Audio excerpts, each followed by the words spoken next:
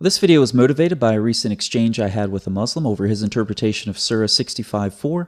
I'll put a link to that exchange in a pinned comment so that you can read up on it if you like. But throughout this exchange with this individual, I kept wondering how other Muslims interpret Surah 65:4. I mean, the things around Muhammad and Aisha, those whole circumstances are pretty well known, but Surah 65:4 is less talked about. And so in this video, we're going to review some of the material regarding Muhammad and Aisha in the Sahih, and then we're going to move to Surah 65:4 and what some of the tafsirs say about it. And then at the end of this video, I'll have some questions that I would like Muslims to answer if they're willing to do so, because I want to see how you interpret 65:4. So we'll start with defining our terms here, and we're going to define these terms because it's at this point that Muslims like to equivocate, and the purpose of this equivocation, as it was with the individual I was having the discussion with, is to make it appear as though the girls in Surah 65:4 are not actually prepubescent. And if you sort of equivocate on the definition of prepubescent, then you can have your own custom definition that evades the criticism that Surah 65:4 is addressing prepubescent girls. However, there is an objective definition of prepubescent, and it comes right from Sahih al-Bukhari. So when we look at Bukhari 352, chapter 18, we see that the attaining of puberty and start of menses are used synonymously. Now, if you know how Bukhari works on Sunnah.com, you'll see that there are chapters, and at the beginning of these chapters will be introductions in Arabic, and they're often not translated to English. However, in my hard copy, they are translated, and so I have an image to show you what that translation looks like. Once again, this is volume 3, book 52. The attaining of puberty by women is with the start of menses. Okay, so there's your definition right from Sahih al-Bukhari, which is the context that we're going to look at for several hadith here. Now, you'll notice that I have links next to each hadith, and this is for easy reference for you and to make the video flow faster. So I'm not going to stop and cite the source for each one of these, but I'm going to copy paste all of this information into a pinned comment so you can very easily check these sources for yourself. All right, regarding Muhammad and Aisha, of course, he married her when she was 6 years old, and he consummated his marriage when she was 9 years old. This is documented in numerous hadith that are rated Sahih. From Sahih Muslim 1422c, she was taken to his house as a bride when she was 9 and her dolls were with her. Now this is significant because according to Bukhari 6130, which also quotes the commentary on Bukhari, it was allowed for Aisha at the time, that is playing with dolls, as she was a little girl, not yet reached the age of puberty. So in addition to her being described as a little girl at the age of 9 who came from a swing set, incidentally, according to other ahadith, she had her dolls with her, and this was allowed because she was prepubescent, and that's when she went to Muhammad's house for intercourse. Now this brings us to Dawood 4931, because sometimes Muhammad would stay there with Aisha and her friends as they would play with dolls, and sometimes something else would happen. This is rather disturbing. I used to play with dolls. Sometimes the Messenger of Allah entered upon me when the girls were with me. When he came in, they went out. And when he went out, they came in. So sometimes when Muhammad would approach Aisha and her friends with dolls, they would all leave, and then it would just be her and Muhammad alone. And when Muhammad would leave, then her friends would come back. This is really disturbing stuff. And we have a couple of parallel narrations here in Bukhari.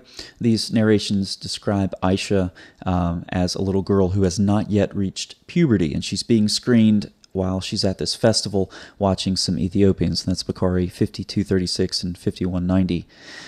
Now, I have a note at the end of 5190, right after Aisha says, "You may estimate of what age a little girl may listen to amusement." And again, she's described in 5236 as not yet reaching the age of puberty. And in Dr. Muhammad Khan's translation, he has a footnote right at the bottom of 5190 in Bukhari, and I'll put that up on the screen, that says, "Aisha was 15 years old then." And once again, because Muslims love to avoid this stuff, I'll put it on the screen for you. Now, Aisha is further described numerous times in the hadith as being a young girl of immature age. There's another example there from Bukhari, and a link if you want to check that out. Now, let's move into Surah 65:4, because what Surah 65:4 says, "If you are in doubt about those of your women who have despaired of menstruation, you should know that their waiting period is 3 months, and the same applies to those who have not menstruated as yet. So what this is describing is there's a waiting period prior to divorce, and this is to prevent a woman from getting pregnant and not knowing who the father is. Basically, if she gets divorced and she's pregnant, but it's in the early stages of pregnancy, nobody knows it, she gets remarried again, has intercourse, consummates the marriage, and then she's pregnant, well, who's the father? And so there's a waiting period prior to divorce that's enforced to prevent this issue. Surah 33:49 says, "O believers, if you marry believing women and divorce them before the marriage is consummated, you are not required to observe the waiting period." So the waiting period is only if the marriage is consummated. Obviously, if it was not consummated, then the woman's not going to be pregnant, so you don't need to observe the waiting period. Now, according to Kathir's Tafsir, this is a command on which the scholars are agreed that if a woman is divorced before the marriage is consummated, she does not have to observe the waiting period. So why is all this significant? Well, it's significant because Surah 65:4 prescribes a waiting period for girls who have not menstruated. Why is a waiting period required? It's required because the marriage was consummated, which means that you can consummate a marriage with a prepubescent girl according to Surah 65:4. Now, Maududi triumphantly proclaims this. Therefore, making mention of the waiting period for the girls who have not yet menstruated clearly proves that it is not only permissible to give away the girl in marriage at this age, and what is that age? Well, it's the age of prepubescence, the age before menstruation. But it is also permissible for the husband to consummate the marriage with her. Now, Maududi anticipates the shock of his audience as he quickly adds, now, obviously, no Muslim has the right to forbid a thing which the Quran has held as permissible. And so Maududi lets the Quran interpret itself. A waiting period is required for girls who have not yet had their periods. A waiting period is required because a marriage is consummated. Therefore, you are allowed to consummate your marriage with a girl who has not yet reached puberty. This is the background of Surah 65:4 according to numerous tafsir. Let's look at a couple. From Jalalain, those who have not yet menstruated because of their young age. Again, those who are too young. And again, what about the waiting period of those who do not have menstruation because they are too young? And again, from Kathir, who have not reached the years of menstruation. Let's go back into the modern era with Sayyid Qutb. In this surah, the waiting period of a divorced woman or who is too young to have a period is specified. So you see this common thread, too young, too young, too young, too young to have a period, and there is a waiting period prescribed to them because you're allowed to consummate the marriage with these girls who have not yet reached the age of puberty. So with this in mind, I have a couple of questions for Muslims. Do you affirm or deny that a waiting period is required for divorce only if the marriage has been consummated in accordance with Surah 33:49? Do you accept or reject the numerous tafsir cited in this video which explicitly state that Surah 65:4 was revealed in part to address waiting periods for girls too young to menstruate? Moving from the tafsir to the Quran, do you affirm or deny that a waiting period is required in the Quran for girls too young to menstruate? Do you acknowledge the Quran makes provision for marriage, consummation, and divorce of prepubescent girls? If your own interpretation differs from what you've seen in this video, what is your textual basis for it? So Muslims, I'd like to see your answers to these questions. I'll be watching the comment section to see what you have to say. Thanks for watching.